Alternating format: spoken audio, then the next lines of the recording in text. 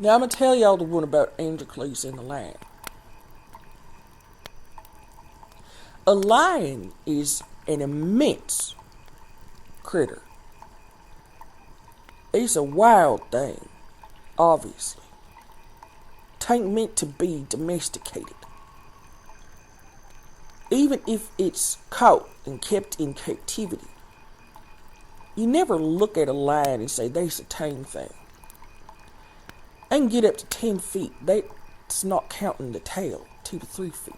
A yardstick for a tail to help them balance when they're running after something they're hungry for. Don't be fooled by people who try to anthropomorphize a lion. They're much larger and much scarier in person. There's a reason why they're iconic in the animal kingdom. They're so powerful, swift, strong, lot of muscle, lot of giddy up. They stand at their head 4 feet tall. They almost as big as a people. They will take you out, honey. They can climb trees. They can swim. They can run fast as I don't know what. They weigh up to 500 pounds. 500 pounds, 13 feet of jaws and claws coming for you.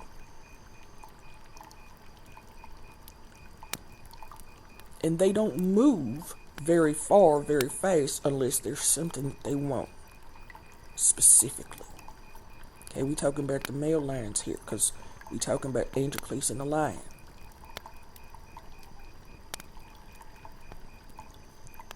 That's just an average lion, standing up to 4 feet tall, 13 feet long. Jaws, claws, big old paws. Ooh, them teeth, they meant to rent into flesh, get into them guts, and satiate his hunger.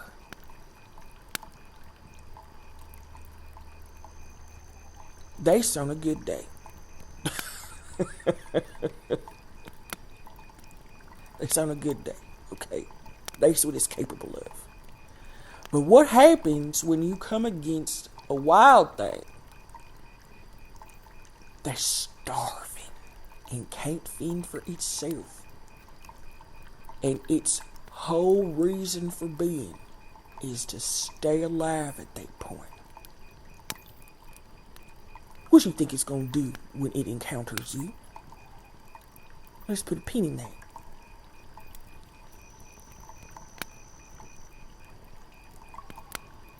Why does anybody run away? Why does anything or anybody run away from something else? There's a difference between running away from something and running towards something. Why does something or somebody run away? It's because they're being mistreated. They don't like it there no more. When you running towards something, you have a goal. You have a specific vision in mind. And everything in your life, your value system, everything is pointing towards that one directive. I have waited my whole life to run towards that thing. I know exactly what it is. I can name it. I know what it's going to feel like when I get there. I'm going to be content when I get it. When you running away from something or somebody, honey, you just trying to get free. You'll catch the first thing smoking. You don't care. Your monitor lizard is on line full blast talking about save yourself. Get on up out of here. They coming. They trying to kill you. They trying to kill you. Get gone. This is not conducive to our peace of mind, to say nothing of our physical health. They trying to kill you. Get out. That's why some people run away in relationships, even though On the surface, ain't nothing to complain about. Good job. 3 squares a day. But the conditions with where they're living in is abysmal. Maybe they don't like the person they married to or signed a lease with or a contract with if they working there. Everybody else from the outside looking in says, why aren't you so happy? Why aren't you so happy? You should be so happy. You have all these things to say that you happy. You got a roof over your head. You got clothes on your back. You got enough to eat. Why aren't you happy? Why aren't you happy? And that's how some people fall asleep in their mental mind and don't wake back up until they see the first thing smoking and catch it. That looks like freedom. Come on, ride that train. And ride it. Dirty B got me listening to Clay People music to prepare me for what's to come when I come visit y'all in Clay People country. I like that one. The Quad City DJs gonna ride this train. That's what happens in relationships. Yes, I'm going to wherever that thing over there or that person over there is going, because even if it's 5% better than what I'm experiencing as we speak, I would prefer the 5% better. And I know ain't no guarantees, but I would literally be homeless. I would rather be homeless in a van. I would rather be homeless in a homeless shelter, honey. I would rather be on the street and my next door neighbors is mice and roaches than living up here under these circumstances, under this roof. That ain't no kind of shelter. Ain't no hospitality here. Nobody considering my needs. I'm constantly compromising my values. They triggering my critical core wounding every day. I'm being triggered every day. I ain't getting no better. I'm susceptible to addictions and substances and everything around here, and I'm trying to keep my nose clean. Don't y'all know what it takes for somebody like me to keep my nose clean? I could be out there doing dirt, and I'm trying for y'all. Y'all don't appreciate me. Y'all don't appreciate what I'm contributing to this family dynamic. They sound familiar to some of y'all? Y'all just step right over me. You step on top of me. I'm not your footstool. I'm not your wind-up dog. I'm not no vending machine. Insert quarter, get out things. I'm a people. I care about my life. I care about my youngins. I'm always provide for them, but I can't stay up under here no more with y'all. Y'all killing me. Y'all part of the problem.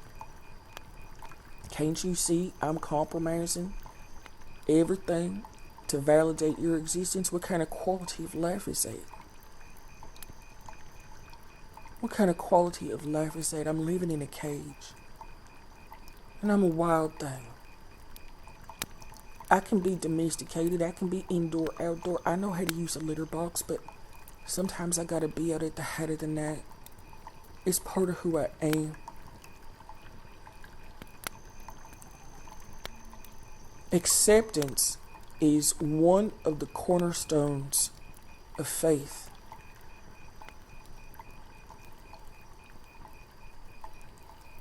When you deny somebody the entirety of their personhood and you see them just as an extension of yourself and your needs, especially if they have special needs, you are in error.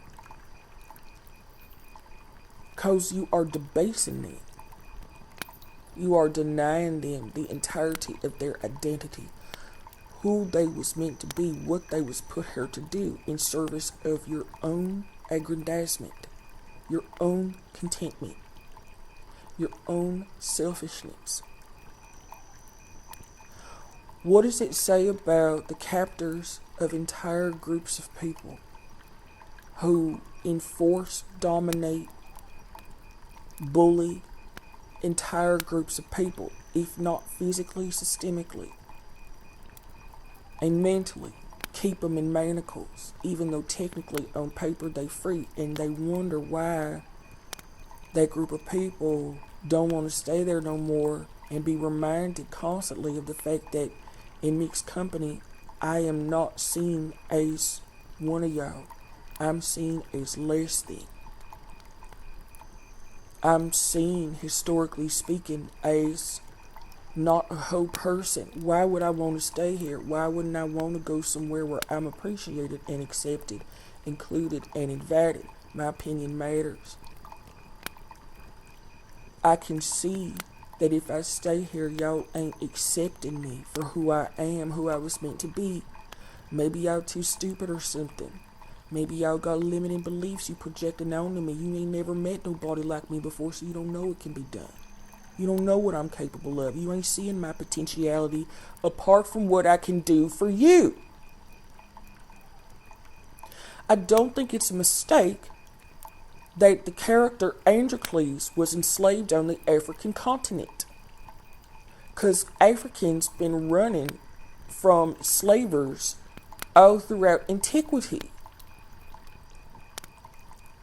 When you're that in touch with the cosmos and natural world, the cycles and rhythms of the cosmos and natural world, and the people hunting you are so preoccupied with the bottom line, they would rather spend their time catching you and paying for the convenience of sheltering you so you can be in touch with all of it for them. They go to war to keep that, as opposed to taking that time to level themselves up. So Androcles was African. And he's running away from a Roman slaver, a Roman master. He was being abused just at the surface by having to belong to somebody else. And that particular household, he was being mistreated. Androcles was denied the ability to run towards something in his life. That he set a goal in his mind, I would like to run towards that. That is the difference between somebody who is living in captivity and someone who is free. The luxury of being able to run towards something is what distinguishes the people who's enslaved, even mentally, and the people who's free. Sister Toni Morrison said the function of freedom is to free someone else. So when you stuck in survival mode, even if on paper you are walking around citizen, if you feel obligated, enslaved by your job or your household or your belief system, you ain't gonna run towards nothing. You constantly running away from everything and everybody, like in a labyrinth, over and over and over again, like a lab rat. But you can't have no focus. You can't have no purpose. You can't have something to run towards if you don't feel free. You create things differently in captivity than when you're free. Androcles wanted to be free. It's not his fault the people who enslaved him did not appreciate the fact that he was his own person. That's not, what does that got to do with you? So sometimes you can't wait for somebody to catch up with you mentally if they still enslaved, because enslavement also enslaves the slaver. It keeps them from evolving. Their maturation rate calcifies. Because they too interested and invested in the rule book that allows them to keep their thumb between somebody else's shoulder blades. That's the system they try to maintain. The one they started with, so they ain't trying to outgrow nothing.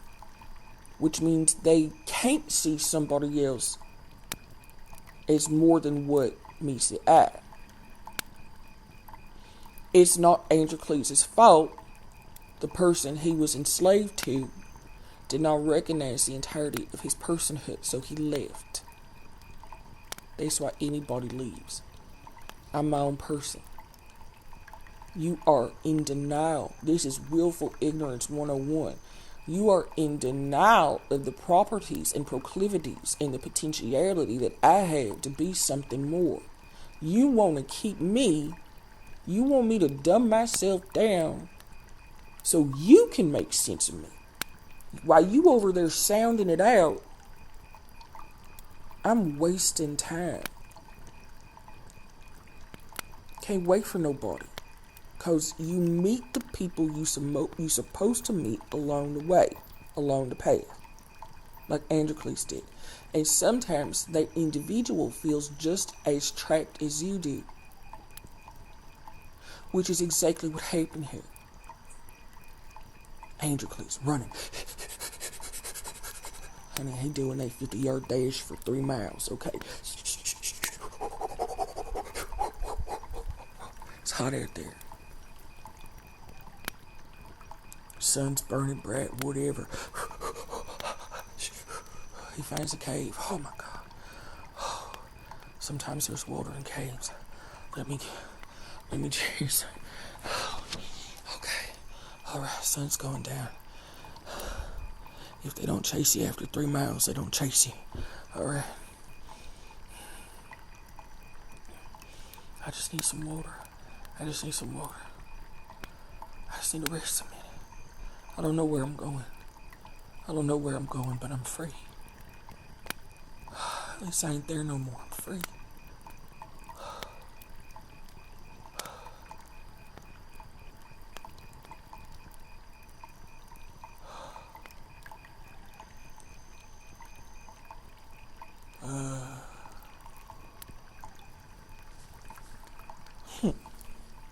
Hey, looking around. You know that feeling you get when you know you're not alone and somebody's looking at you, but you can't see where they are.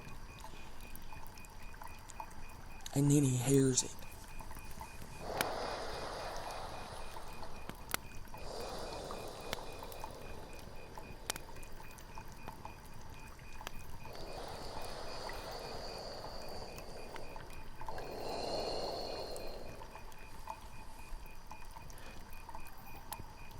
They don't sound like cave sounds. They sounds like breathing.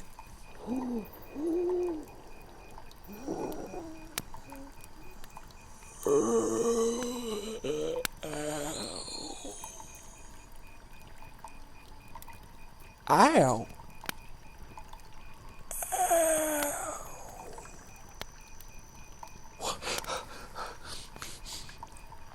Who back there?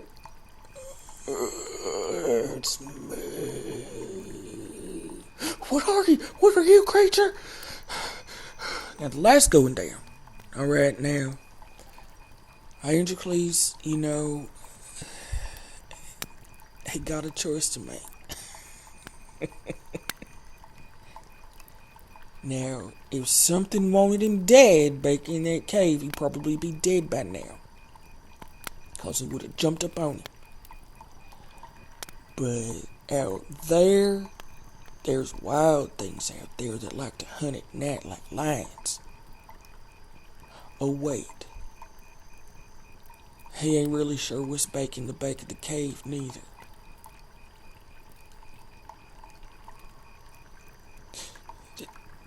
You say ow? Ow.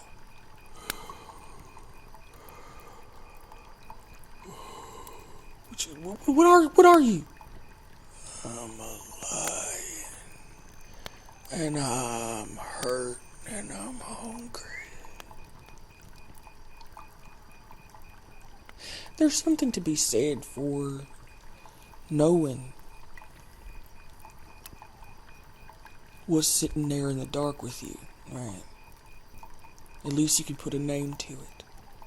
At least you know what to call that kind of hunger, right? At least that's predictable.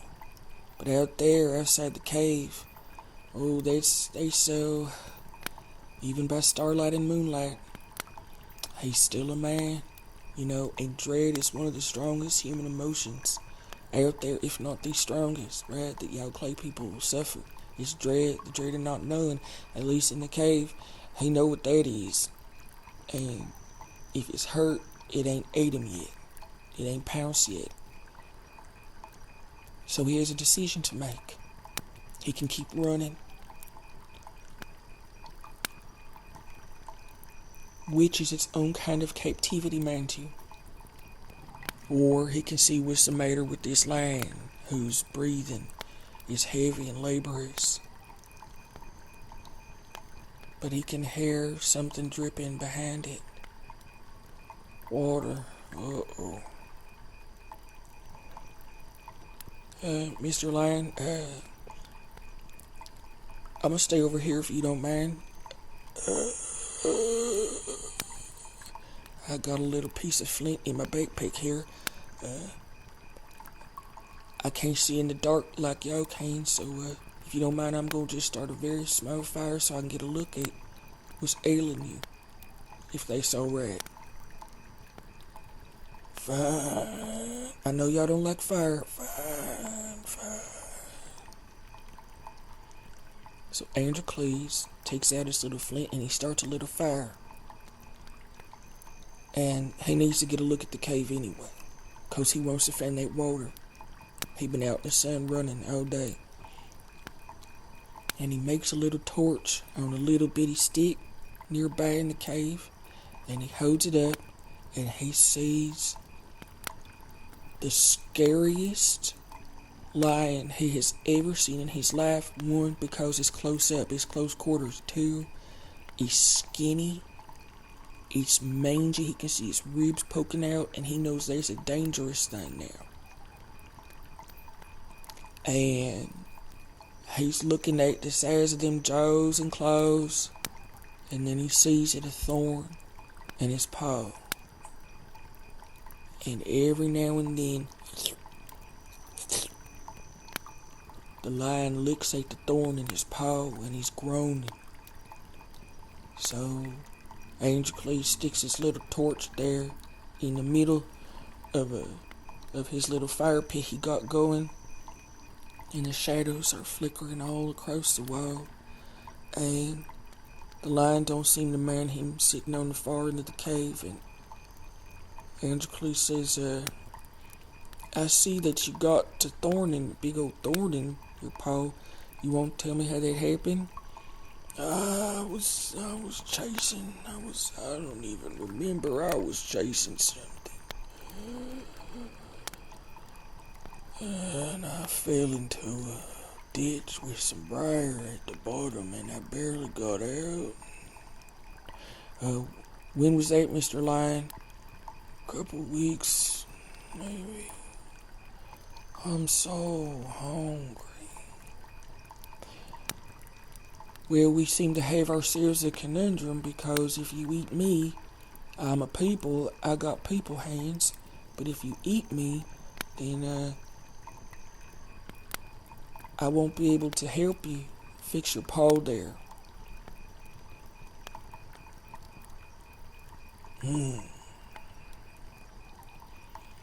Well, it'd probably take too much energy anyway to catch you. You're faster than I am right now. Oh, ow. What you been living off of up here? Mice mostly. I just have to be real still and they run on up and I eat them. Is there water back here? Yeah, there's some water. Well, if you let me scooch back by you, I won't bring the fire or nothing. If you let me scooch back by you and just get a mouthful, I'm be in better condition to take a look at what's going on with what's ailing you there. Now, the lion's senses ain't going anywhere. Meat is meat at this point. And this fella talking about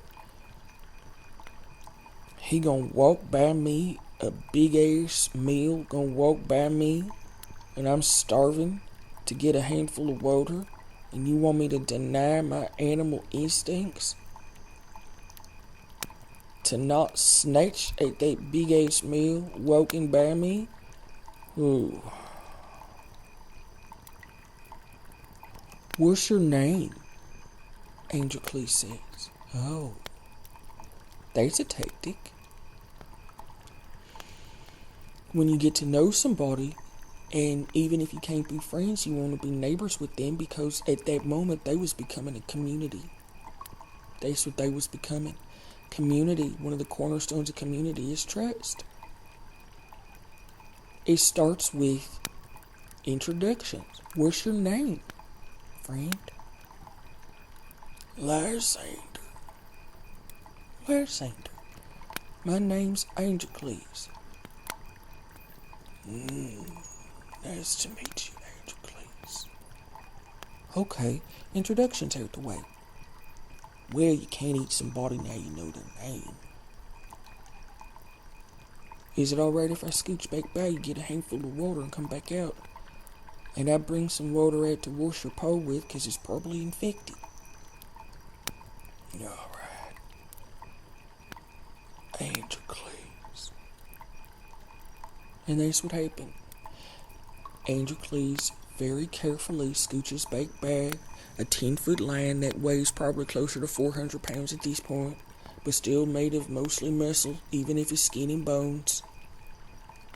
He's still dealing with a wild thing. He scoops back by, gets a little handful of water, and he rips off part of the toga he wearing, and he gets some water and squeezes it out, cleans it the best he can, and then, he ain't no medical practitioner in there, so he brings it out to Lysander, and he says, okay, I gotta bring my stick a little closer, but I ain't gonna burn you, I ain't gonna singe your whisker or nothing, alright? Oh, yeah, oh. Alright. So Androcles, he's in total, I'ma help this creature mode. So he brings his little twig over, sets it up in a little set of rocks, and then he wrings his little rag out over the lion's paw, dripping all over, and he starts, I'm gonna have to touch you now, is that alright? Yeah, it's fine.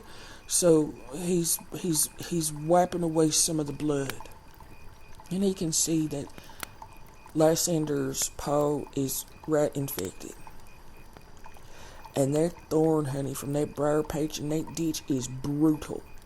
It's about the size of a dagger, but it ain't near no major vein or nothing, otherwise he would have bled out.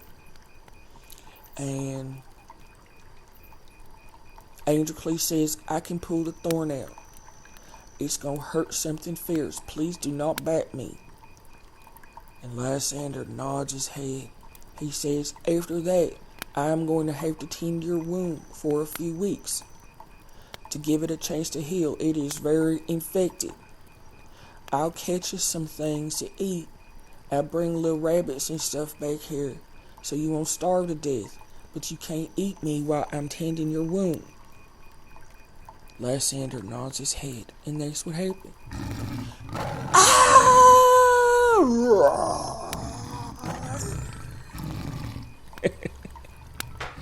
Honey, nothing living was coming near that cave that night. He scared all the animals a mile away with that roar. It was deafening. Androcles is like, okay, I got it. It's out now. I got it. You all right, big buddy? Hey, look at me. It's gone. It's out now. Look at it. Look what we done pulled out of your paw. You did all right. Hey, Lysander, did all right. And that's how they became friends. For 3 years, they lived in that cave together as companions. And Lysander, he calling Androcles Andy by that point. He bringing home the kill. Happily. They was friends, Andy and Lysander.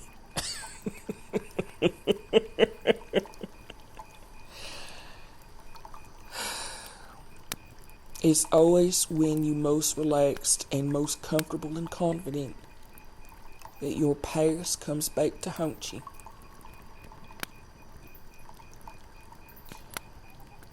A group of officers was just doing rounds near Androcles and Lysander's cave 3 years later. And, by this point, Androcles done been on a most wanted poster, cause his master, that's what they did. They just, then they interchanged him with somebody else, but he was still a wanted man. And, folks knew him from around the area. And he really wasn't that far from, his master's house. I wouldn't call it home. So that's where the cave was. It was out in the wilderness a little ways out. And a group of officers doing rounds down there. And Androcles is down at a nearby stream getting something to make dinner with that night. 2 for 1, honey.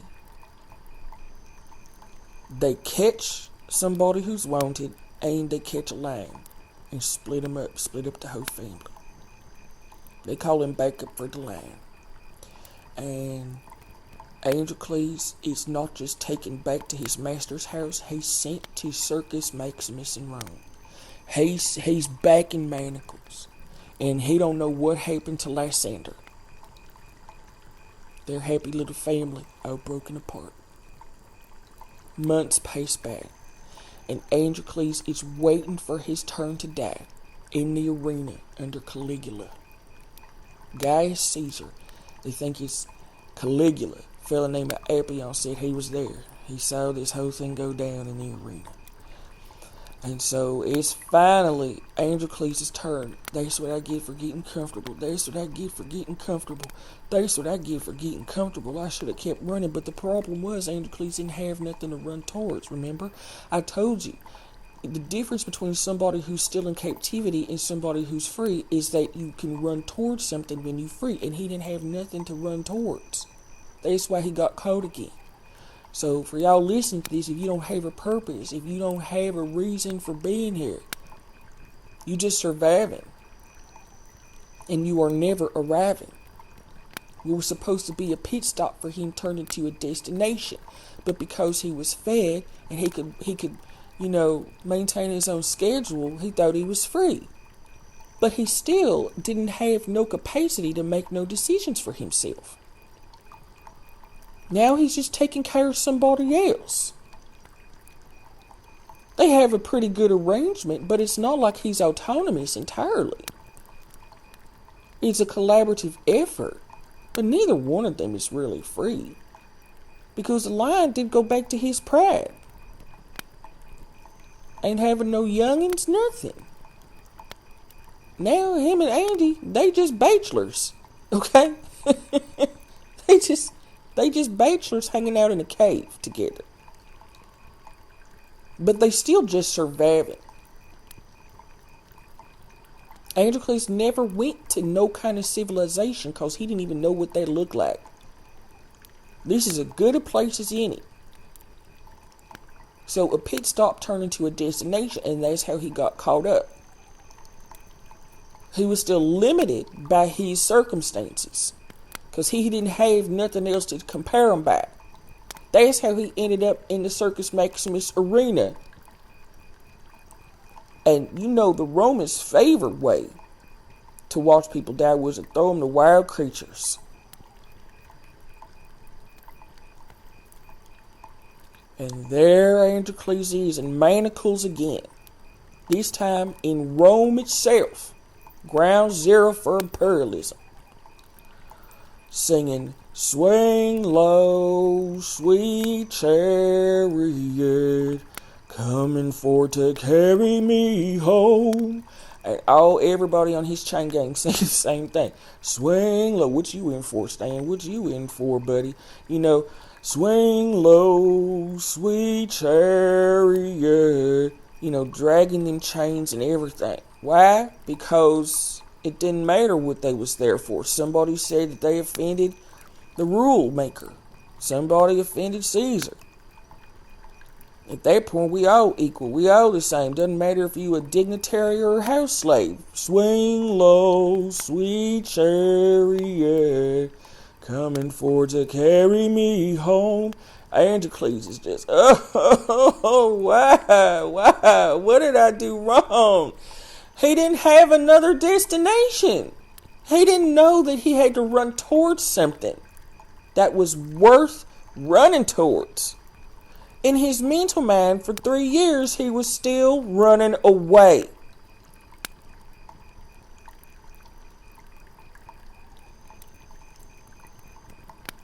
Y'all understand? He was still running away in that cave. He actually never quite stopped running.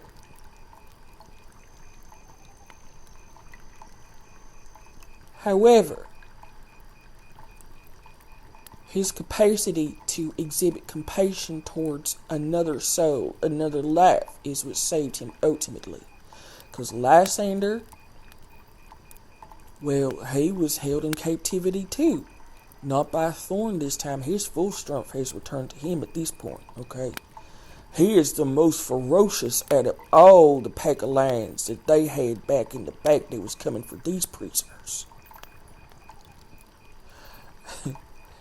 My apprentice Dirty B, she be showing me videos on y'all's tippy tap machine on the YouTube, and one of the ones she says I have to see that everybody in Clay People Country knows is when this fella who raised a lion from a cub and they released it into the wild gets up on his hind legs and greets his friend after so many years, recognizes him.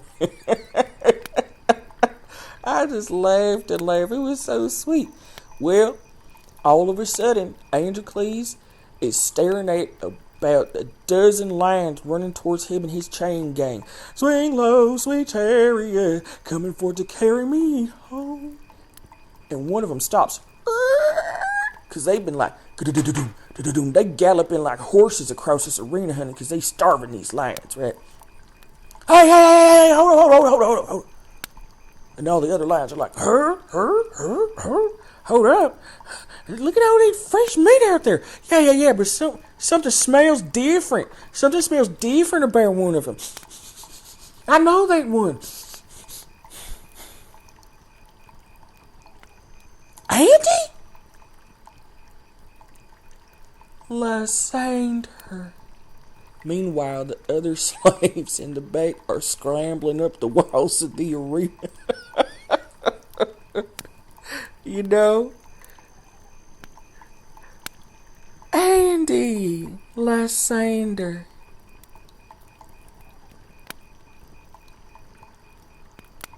Afterwards, we used to see Androcles with the lion attached to a slender leash, making the rounds of the tabernae throughout the city. Androcles was given money. The lion was sprinkled with flowers, and everyone who met them anywhere exclaimed, "This is the lion, a man's friend. This is the man, a lion's doctor." Appian wrote that part.